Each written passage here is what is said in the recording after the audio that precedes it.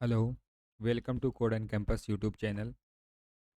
हमने अपने last lecture में ऑपरेटर्स के बारे में पढ़ा था कि ऑपरेटर्स क्या होते हैं, जिसमें कि हमने एक ऑपरेटर्स के बारे में पढ़ लिया था, अरिथमेटिक ऑपरेटर्स के बारे में।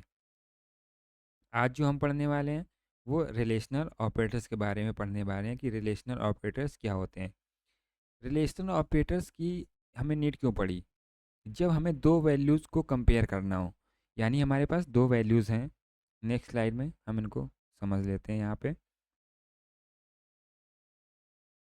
हमारे पास क्या है? दो वैल्यूज़ हैं।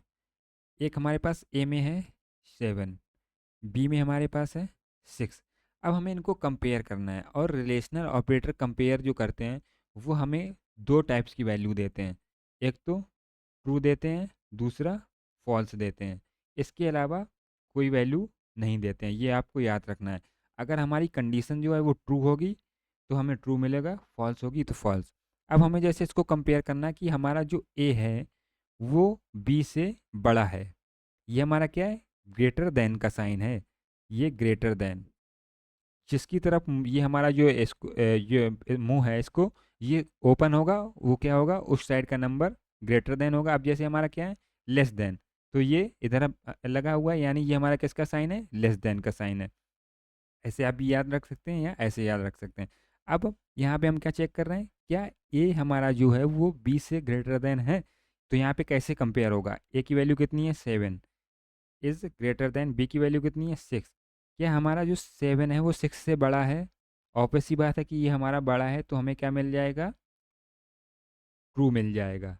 तो हमारा जो रिलेशनल ऑपरेटर है वो हमारा कैसे वर्क करता है? इस तरीके से हमारे वर्क करते हैं। हमारे पास रिलेशनल ऑपरेटर क्या है? ये greater than, less than, greater than equal to, less than equal to, double equal to, not equal to.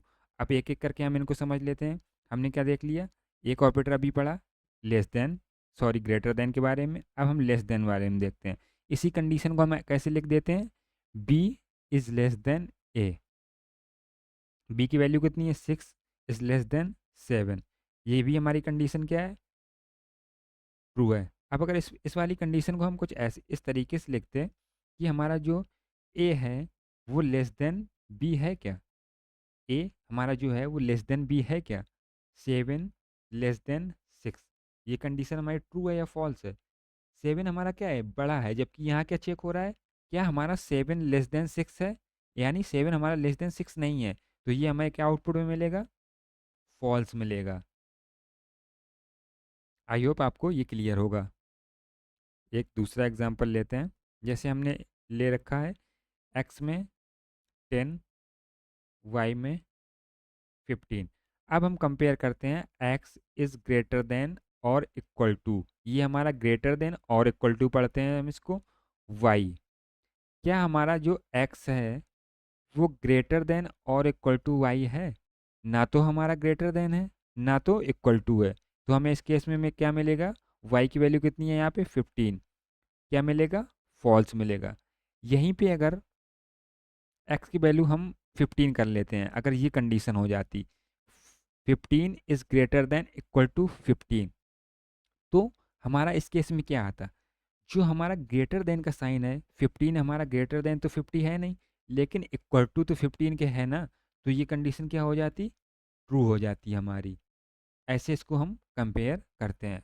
अब हमारा जो डबल इक्वल टू का साइन होता है, डबल इक्वल टू दो वैल्यूज़ को कंपेयर करने के लिए यूज होता है। अगर दोनों वैल्यूज समान है तो ट्रू मिलेगा, अदरवाइज फॉल्स मिलेगा। जैसे कि हमारे पास क्या है, हम चेक करते हैं 6 डबल इक्वल टू 6, तो हमें क्या मिलेगा?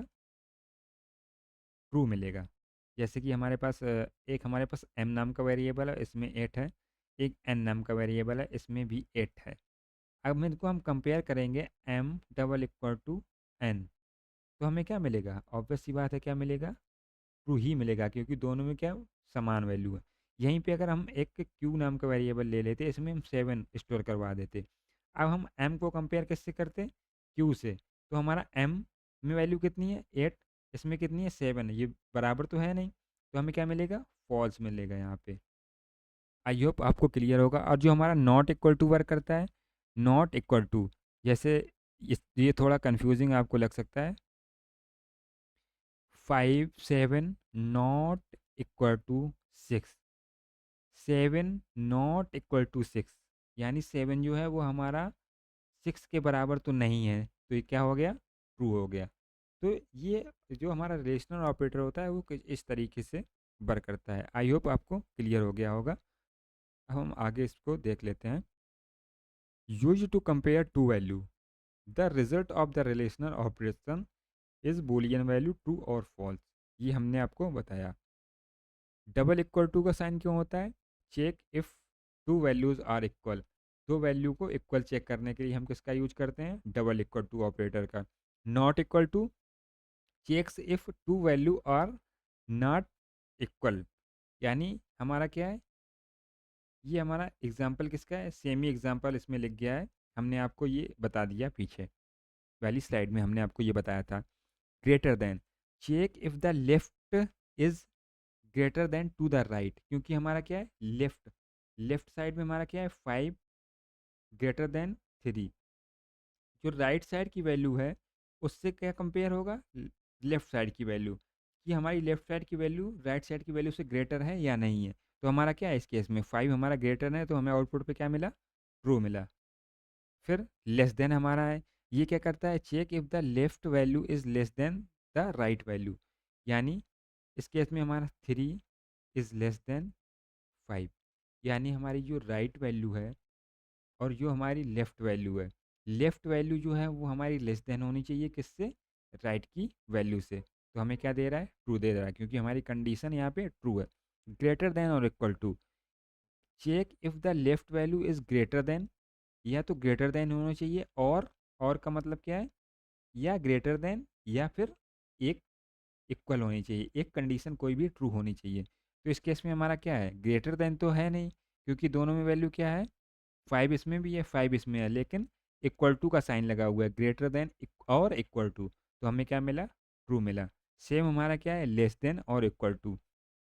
अब इस केस में क्या है, इक्वल टू नहीं है, लेकिन वैल्यू क्या है, हमारी लेस देन जरूर है 5 से।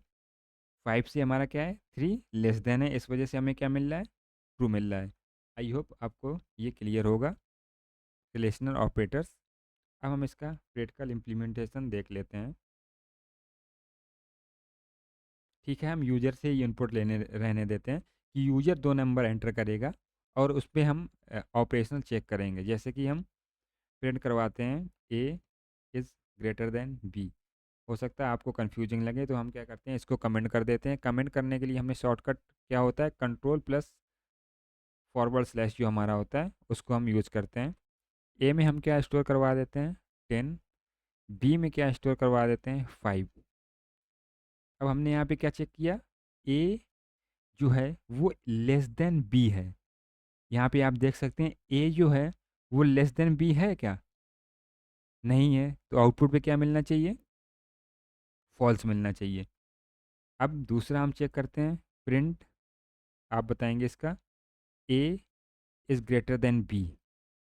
जो हमारा ए है वो क्या बी से ग्रेटर देन है, ये कैसे कंपेयर होगा, यहाँ पे 10 इज़ ग्रेटर देन 5।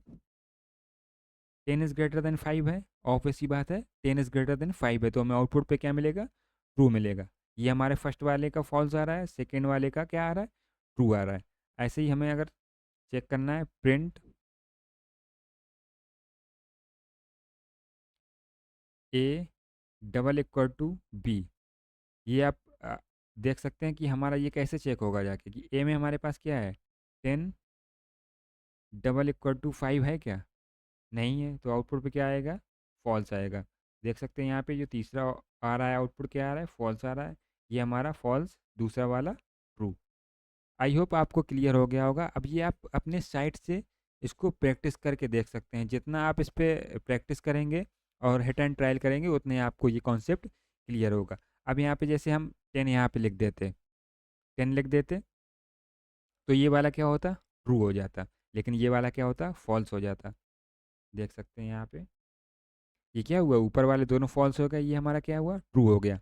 और इस केस में हमारा क्या है, अगर हम ये चेक करेंगे, print A is greater than और इक्वल टू बी, तो ये वाली कंडीशन ट्रू हो जाएगी, क्योंकि हम क्या चेक कर रहे हैं, और चेक कर रहे हैं, ग्रेटर देन और इक्वल टू। ग्रेटर देन हमने यहाँ चेक किया, लेकिन ये कंडीशन हमारी क्या है, फॉल्स है। लेकिन जब हम चेक करेंगे ग्रेटर देन और इक्वल टू, तो ये कंडीशन क्या होगी, ट्रू हो जाएगी। देख सकते हैं हमें क्या मिल रहा है आउटपुट पे, ट्रू मिल रहा है। अब हम चेक कर सकते हैं, print A not equal to B. अब इसका आउटपुट आपको थोड़ा कंफ्यूजिंग कर सकता है, ये कैसे कंपेयर होगा, 10 नॉट इक्वल टू 10, जो हमारा 10 है not equal to 10, not equal to यानी 10 जो हमारा 10 के बराबर नहीं है, 10 के बराबर 10 नहीं है, जबकि हमारा 10 के बराबर 10 है। तो हमें आउटपुट पे क्या मिलना चाहिए, आउटपुट पे हमें क्या मिलना चाहिए, आई गेस आपने सही गेस किया होगा, फॉल्स, क्योंकि हमारा जो 10 है वो 10 के बराबर है। और यहाँ पे क्या इन्होंने पूछा रखा है condition, not equal to 10। Not equal to 10 का मतलब ये क्या कह रहे हैं कि हमारा 10 जो है वो 10 के बराबर नहीं है, जबकि 10 तो हमारा 10 के बराबर है। तो नॉट इक्वल टू क्या आएगा, फॉल्स आएगा। इस कंडीशन को आप थोड़ा कंफ्यूजिंग हो सकता है आपको पढ़ने के लिए। अब यहाँ पे जैसे हम चेंज कर देते हैं, यहाँ पे 6 कर दे देंगे, तो आउटपुट क्या हो जाएगा, तब हमारा आउटपुट क्या हो जाएगा, ट्रू हो जाएगा। क्योंकि तब हमारा कैसे कंपेयर होगा, 10 नॉट इक्वल टू 6, यानी 10 जो हमारा 10 है वो 6 के बराबर नहीं है। बिल्कुल ऑब्वियस सी बात है, नहीं है, तो हमें क्या मिलेगा, ट्रू मिलेगा। आई होप अब आपको यहाँ पर कोई कन्फ्यूजन नहीं होगी रिलेशनल ऑपरेटर में और अर्थमेटिक ऑपरेटर में। हमने अभी तक दो ऑपरेटर कवर कर लिए। कौन कौन से ऑपरेटर कवर किए हमने यहाँ पे, एक तो हमने रिलेशनल ऑपरेटर आज कवर किया, उसके लास्ट वाले वीडियो में हमने अर्थमेटिक ऑपरेटर देखा था। अब हम जो देखने वाले हैं नेक्स्ट वीडियो में वो लॉजिकल ऑपरेटर देखने वाले हैं। हो सकता है लॉजिकल ऑपरेटर आपने पहले भी पढ़ रखे होंगे, लेकिन इसमें हम कुछ इंटरेस्टिंग देखने वाले हैं, इंटरेस्टिंग देखने वाले हैं कि लॉजिकल ऑपरेटर में और किस टाइप के हम क्वेश्चन बना सकते हैं, वो भी देखने वाले हैं। तो आप लॉजिकल ऑपरेटर ज़रूर देखिएगा, अगर आप पहले भी वीडियो देख चुके हैं तब भी आपको इसमें कुछ नया देखने को मिलेगा। मिलते हैं अपने नेक्स्ट वीडियो में लॉजिकल ऑपरेटर के साथ। तब तक के लिए चैनल को सब्सक्राइब कर लें और वीडियो को लाइक कर दें। Thank you.